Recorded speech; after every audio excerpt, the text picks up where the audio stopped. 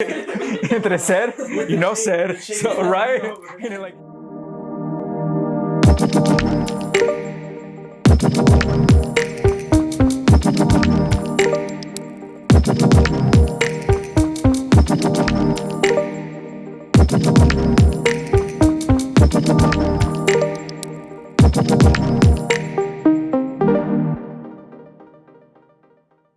art was one of those things that everybody else realized that I was before I realized I was an artist myself. All of my school teachers were like, we gotta help this kid. So let's have him make some art because he doesn't have any friends, his family's a mess. Art became this thing that kind of empowered me. My grandma used to work at a convalescent home for older rich ladies, and she would come home with these fashion magazines from Italy, from France, from the United States, and I would go through them and I'd be like, wow, these are beautiful images. I wanna be part of that. And what happened was that I didn't recognize any of the things in the magazines that reflected us. I think being gay, being queer, even being Latino has influenced my art a lot. Because I'm an outsider for the most part, I never felt the pressure to be something specifically, right? I feel like being gay has given me the license to do whatever I want and have the freedom to do that. I'm really drawn by collage because it's the most democratic practice.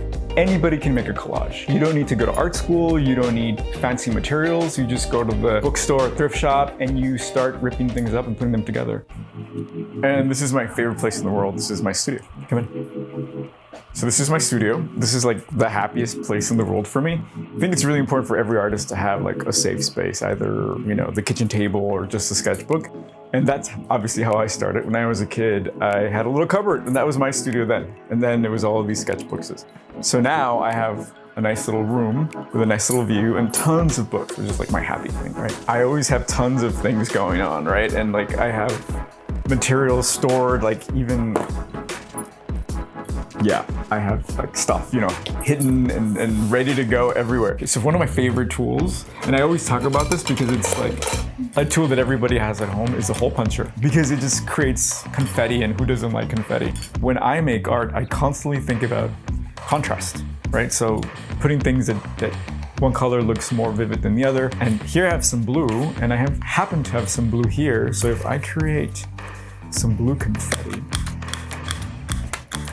it creates contrast. So, and I love just kind of letting things happen whenever I can. I can't really control that, and that's really fun.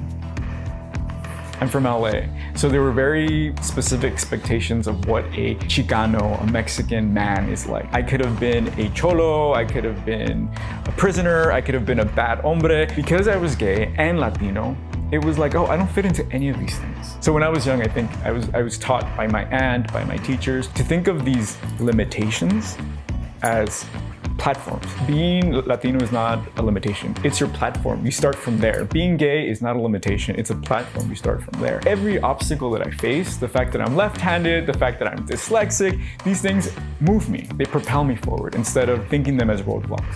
I think art is so important because it's a part of the human experience. We think of art as being exclusively for talented people or special people, when in reality, given the opportunity, I think everyone is an artist and everyone has the ability to express. When people tell me, oh, you have an interesting style, I'm always confused because I don't really think I have a style. My style kind of just comes from what I find. I'm a hoarder by nature, so everywhere I go, I'm collecting books, I'm collecting feathers from the floor. I wasn't really raised in any particular religion, but my mother is very spiritual. She's a witch. Knowing that she had that freedom to explore her own magical powers allows me to tap into anything that feels right. So I think it's really important for people to have like safe spaces where they can be themselves, be creative, and have a moment of reflection. For me personally, I've always liked to have an altar. And while I don't necessarily come and pray here, but it's such a special place where I can come and collect things, right? Because I like to collect things. So I have like crystals, I have a bookmark, you know, and a bookmark is not a religious thing, but it can be, right? So I have a bell because, right? Doesn't that sound good? It sounds like church, right? So all of these moments, anything you can do to create a safe space and create special moments will just make you a happier person. The legacy I hope to leave behind is that you can really create your own life. You can design your own destiny.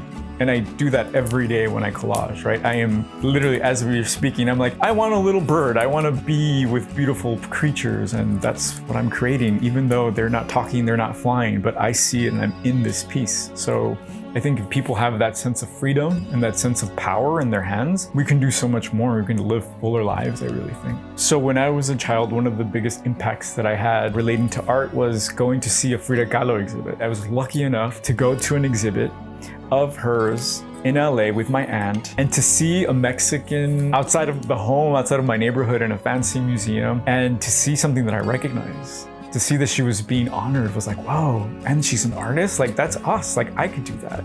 So ever since then, being authentic in any way felt like the right way to make art. So I never felt like I needed to be cool anyway. I just felt like, oh, if you are just honest with what you create, what you do, then you are art. Okay, yeah, this is heavy. I was like, wow. That's what I was like, are you sure? It is so heavy, wow.